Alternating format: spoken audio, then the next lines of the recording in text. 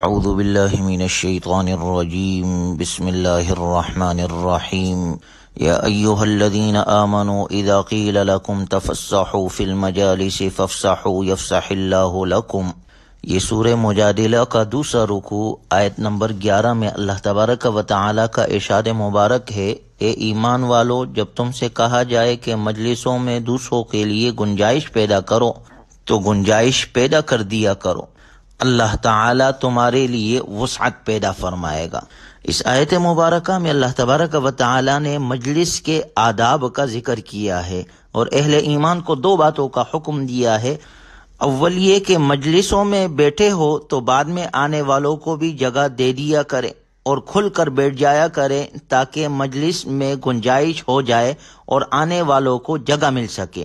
جب ایسا عمل کریں گے تو اللہ تعالیٰ اس کے صلے میں ان پر کرم فرمائے گا، ان کے لیے اپنی رحمت اور مغفرت کو وسیع فرمائے گا، اور آنے والوں کو یہ چاہیے کہ وہ کسی پہلے سے بیٹھے ہوئے شخص کو نہ اٹھائے اور بری ہوئی مجلس میں اندر گھسنے کی کوشش نہ کرے، اور بیٹھنے والوں کو چاہیے کہ وہ آنے والوں کے لیے جگہ نکالے اور کھل کر بیٹھے۔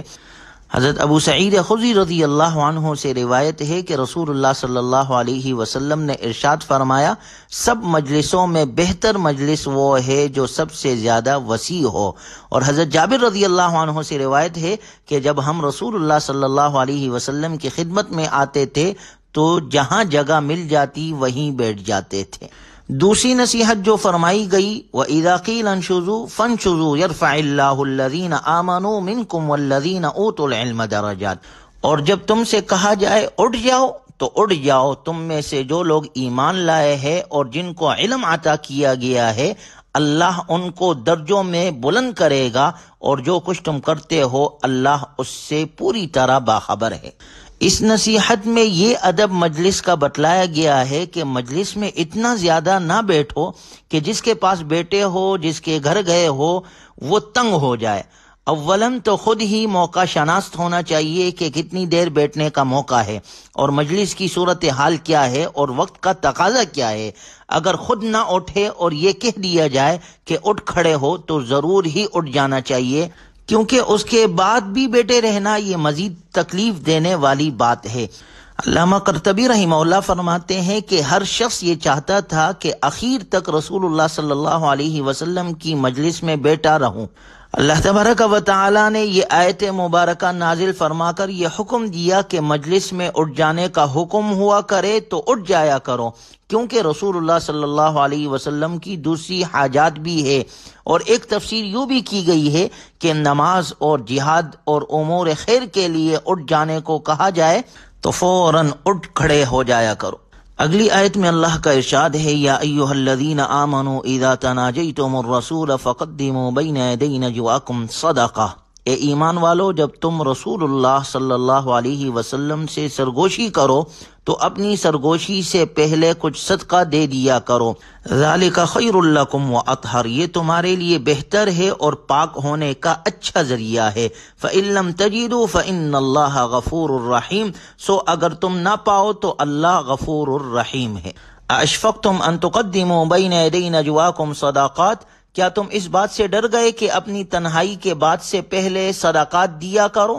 فَإِذْ لَمْ تَفْعَلُوا وَتَابَ اللَّهُ عَلَيْكُمْ فَأَقِيمُوا الصَّلَاةَ وَآتُوا الزَّكَاةَ وَأَطِيعُوا اللَّهَ وَرَسُولَهُ، اب جب تم ایسا نہیں کر سکے اور اللہ نے تمہیں معاف کر دیا تو تم نماز قائم کرتے رہو، زکوٰۃ دیتے رہو، اور اللہ اور اس کے رسول صلی اللہ علیہ وسلم کی فرمانبرداری کرتے رہو، واللہ خبیر بما تعملون، اور جو کام بھی تم کرتے ہو اللہ اس سے پوری طرح باخبر ہے۔ ان دو آیتوں میں اللہ تبارک و تعالی نے حکم دیا کہ مؤمنین جب رسول اللہ صلی اللہ علیہ وسلم کی خدمت میں کوئی بات کرنے آئے اور سرگوشی کے طور پر خفیہ بات کرنا چاہے تو اس سے پہلے صدقہ دے دیا کرے۔ پہلی آیت میں یہ حکم ہے، جبکہ دوسری آیت میں اس حکم کے منسوخ ہونے کا ذکر ہے۔ جو لوگ رسول اللہ صلی اللہ علیہ وسلم سے تنہائی میں بات کرنے کا وقت مانگتے تھے، بعض اوقات وہ غیر ضروری طور پر آپ علیہ الصلاۃ والسلام کا زیادہ وقت لے لیتے تھے، چونکہ آپ کا یہ طریقہ تھا کہ جب کوئی شخص آپ سے بات کرتا تو خود اس کی بات نہیں کاٹتے تھے، اس لیے بعض لوگ اس سے ناجائز فائدہ اٹھاتے تھے، جن میں کچھ منافقین بھی شامل تھے۔ چنانچہ اس آیت مبارکہ میں یہ حکم دیا گیا کہ جو کوئی شخص آپ سے تنہائی میں بات کرنا چاہے تو وہ صدقہ دے کر آئے، لیکن اگلی آیت میں فوراً یہ فرما دیا گیا کہ اگر کسی کے پاس صدقہ کرنے کی استطاعت نہ ہو تو وہ اس حکم سے مستثنا ہے۔ حضرت علی رضی اللہ عنہ فرماتے ہیں کہ اللہ تعالیٰ کی کتاب میں ایک آیت مبارکہ ایسی ہے جس پر مجھ سے پہلے کسی نے عمل نہیں کیا اور نہ میرے بعد اس پر کوئی عمل کرے گا۔ میرے پاس ایک دینار تھا جس کو میں نے 10 درہم میں توڑوا لیا تھا، یعنی اس میں تبدیل کر لیا تھا۔ جب میں رسول اللہ صلی اللہ علیہ وسلم کی خدمت میں حاضر ہو کر خفیہ مشورہ کرنے کا ارادہ کرتا تو 1 درہم صدقہ کر کے آتا تھا، پھر اللہ تعالیٰ نے اس حکم کو منسوخ فرما دیا۔ سورت کے آخری رکوع میں اللہ تبارک و تعالی نے خاص طور پر منافقین کا ذکر کیا۔ الم تر الی الذین تولوا قوما غضب اللہ علیہم ما هم منکم ولا منہم، کیا تم نے ان کو نہیں دیکھا جنہوں نے ایسے لوگوں کو دوست بنایا ہوا ہے جن پر اللہ کا غضب ہے؟ اس سے مراد منافقین ہے جنہوں نے یہودیوں سے ایسی دوستی لگائی ہوئی تھی جس کے نتیجے میں وہ مسلمانوں کے خلاف سازشیں کرتے تھے۔ ما ہم منکم ولا منہم، اللہ کا ارشاد ہے یہ نہ تو تمہارے ہیں نہ ان کے ہیں، بلکہ یہ اپنے مطلب کے ہیں۔ وَيَحْلِفُونَ عَلَى الْكَذِبِ وَهُمْ يَعْلَمُونَ، اور وہ جانتے ہوئے جھوٹ پر قسم کھاتے ہیں۔ اعد اللہ لہم عذابا شدیدا، اللہ نے ان کے لیے سخت عذاب تیار کر رکھا ہے۔ انہم ساء ما كانوا يعملون، حقیقت یہ ہے کہ بہت برے ہیں وہ کام جو یہ کرتے رہے ہیں۔ اتخذوا ایمانہم جنتا فصدوا عن سبیل اللہ فلہم عذاب مہین، انہوں نے اپنی قسموں کو ایک ڈھال بنا لیا ہے، یعنی جس طرح ڈھال سے تلوار کی وار کو روکا جاتا ہے، یہ لوگ سازشیں کرنے کے باوجود قسمیں کھا کر اپنے مسلمان ہونے کا یقین دلاتے ہیں تاکہ مسلمانوں کی طرف سے کسی جوابی کارروائی سے بچ سکے، اور یہ منافقین دوسروں کو اللہ کے راستے سے روکتے ہیں۔ اللہ کا ارشاد ہے فَلَهُمْ عَذَابٌ مُّهِينٌ، ان کے لیے ایسا عذاب ہے جو ذلیل کر کے رکھ دے گا۔ لَن تُغْنِيَ عَنْهُمْ أَمْوَالُهُمْ وَلَا أَوْلَادُهُمْ مِنَ اللَّهِ شَيْئًا، ان کے مال اور ان کی اولاد اللہ کے مقابلے میں ان کے کچھ کام نہیں آئے گی۔ اولئک اصحاب النار هم فیہا خالدون، یہ دوزخ والے لوگ ہیں، یہ ہمیشہ اسی میں رہیں گے۔